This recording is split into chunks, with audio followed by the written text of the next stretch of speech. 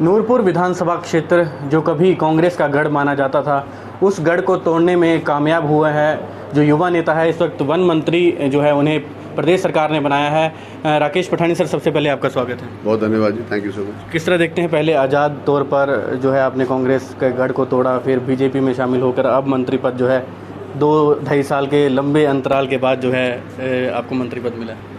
देखिए, मैं भाजपा से ही मैंने अपना कैरियर शुरू किया। बीच में कुछ प्रॉब्लम्स आई क्योंकि मैं 96 में भी भाजपा की टिकट से लड़ा था और 98 में भी भाजपा की टिकट से ही विधायक बना था, और 2003 में भी मैं भाजपा के चुनाव टिकट से ही लड़ा था।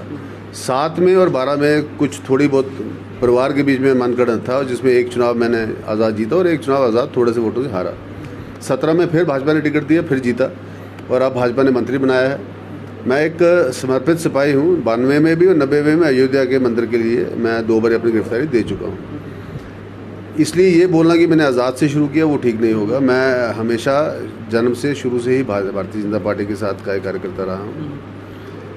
रही बात मंत्री बनने की और समय की, जब जो जिसके भाग्य में लिखा हो तभी उसको वो मिलता है, और मेरे भाग्य में इस समय में मंत्री बनकर एक विशेष रूप से एक भूमिका निभाने का एक सौभाग्य प्राप्त होना था।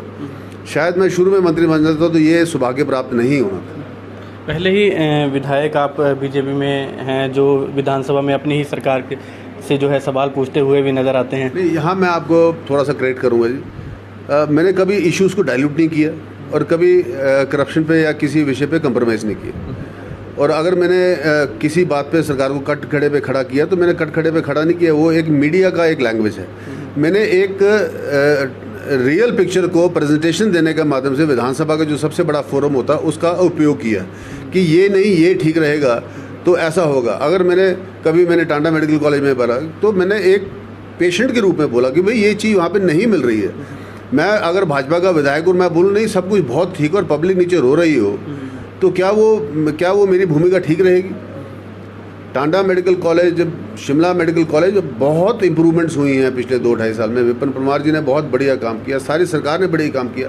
हम तो केवल एक वॉच डॉग का काम करते रहे कि जहाँ पे कुछ कमी नज़र आई हम उसको बोलेंगे तो सारी सरकार उसके लिए सतर्क होगी और उसको ठीक करेगी। मेरा कभी भी ये नज़रिया नहीं रहा कि मैं सरकार को क्रिटिसाइज़ करूं। मैं केवल सरकार को एक एडवाइजरी के रूप में काम करता रहा ताकि सरकार में जो कमियां रह गई हैं उनको भी ठीक किया जाए। आज मैं अगर वन मंत्री और खेल मंत्री के रूप में बैठा हूं, अगर मुझे कोई क्रिटिसाइज़ ही नहीं करेगा, सब बोलेंगे आप बड़ा बल्ले बल्ले है, बल्ले बल्ले, तो मैं काम कहाँ से कर पाऊँगा? डेमोक्रेसी का मतलब क्या है? एडवाइजरीज जो होते हैं वो सबसे बड़ी भूमिका प्ले करते हैं जब आप एक अच्छा काम करने की दृष्टि से काम करते हैं। सबसे पहले जैसे ही आप मंत्री बने हैं, शांता कुमार जी से आपने आशीर्वाद लिया, आप फिर उसके बाद हमीरपुर पूर्व मुख्यमंत्री के पास पहुंचे।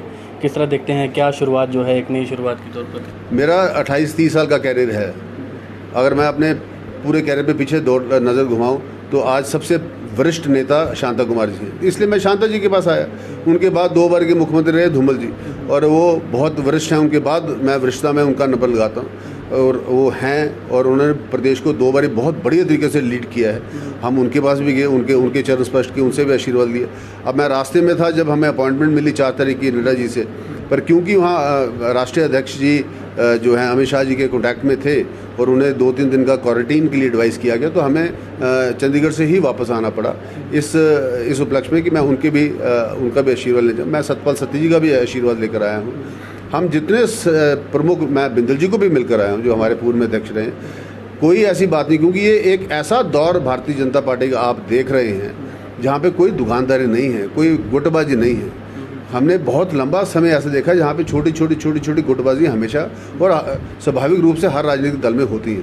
पर ये पहला गोल्डन युग है जब भारतीय जनता पार्टी हिमाचल प्रदेश में कोई गुट नहीं है, केवल एक गुट, उसका नाम भारतीय जनता पार्टी, और केवल एक गुट का एक नेता जिसका नाम जयराम ठाकुर है। इसलिए आज हम उस स्वर्ण युग से निकल रहे हैं जहाँ पे हम एक बार फिर भारतीय जनता पार्टी को रिपीट करके एक मिशन रिपीट के ऊपर कार्य कर रहे हैं। कांगड़ा जिला सबसे बड़ा जिला है, किस तरह देखते हैं, क्या रणनीति जो है आगामी रही, क्योंकि जिम्मेदारी आपकी जो है बढ़ जाएगी, क्योंकि संगठन के साथ भी आपको मिलकर जो है वह चलना होगा। संगठन के बिना तो हमारा गुजारा ही नहीं जनाब। संगठन के साथ तो हमेशा मिलकर चलते हैं। जिम्मेवारी बड़ी स्पष्ट है, टारगेट बड़ा स्पष्ट है। पिछली बारी 11 विधायक, अब की बार 12 विधायक, बस। किस तरह देखिए, राकेश पठानी अब वन मंत्री और स्पोर्ट्स मंत्री के तौर पर जो है अपनी जिम्मेदारी संभाल चुके हैं, तो क्या प्राथमिकताएं जो हैं आपकी रहेंगी इन विभागों की? देखिए, मेरा मूल रूप से कार्यकर्ता हूँ मैं मूल रूप से कार्यकर्ता रहूँगा। जिम्मेवारी बढ़ गई है तो कार्यकर्ताओं के लिए भी एक ऐसा दरवाज़ा खुल गया है कि वो इस दरवाजे के माध्यम से अपने काम करवा सके, क्योंकि मूल रूप से हम कार्यकर्ता रहेंगे ना जी। तो हम एक कार्यकर्ता एक कदम ऊपर चला गया, इसका मतलब नहीं कि वो आसमान पे चला गया, वो केवल एक कार्यकर्ता की एक भूमिका बढ़ गई है। उस भूमिका के माध्यम से जो बाकी हमारे कार्यकर्ता हैं उन तक उनका इंसाफ और उनके कार्य पूरे कर सके, यही जिम्मेवारी। मंत्रालय में क्या आपका? मंत्रालय बहुत बड़ा जी, थोड़ा समय लगेगा, पढ़ रहा हूँ, स्टडी कर रहा हूँ, 5 से 10 दिन में फिर बात करेंगे। बिल्कुल, बहुत बहुत धन्यवाद सर आपका। तो ये थे राकेश पठानिया, जिन्होंने साफ तौर पर कहा कि जिम्मेदारी जो है मिल गई, लेकिन एक कार्यकर्ता के तौर पर जो है वे काम करते हुए नजर आएंगे। और साफ तौर पर इन्होंने कहा है कि जो विधानसभा की सीटें हैं वे अगली बार जो है वे बढ़ेंगी। अब ये तो आने वाला समय और 2022 का चुनाव के नतीजे ही बताएंगे कि ऊंट किस कर बैठता है। कैमरामैन पंकज के साथ मृत्युंजयपुरी, समाचार फर्स्ट। घर से दूर होकर भी दिल को हमेशा यह एहसास रहता है, उनका प्यार और फिक्र हमेशा मेरे साथ रहता है। भूषण ज्वेलर्स, अनमोल रिश्तों के लिए।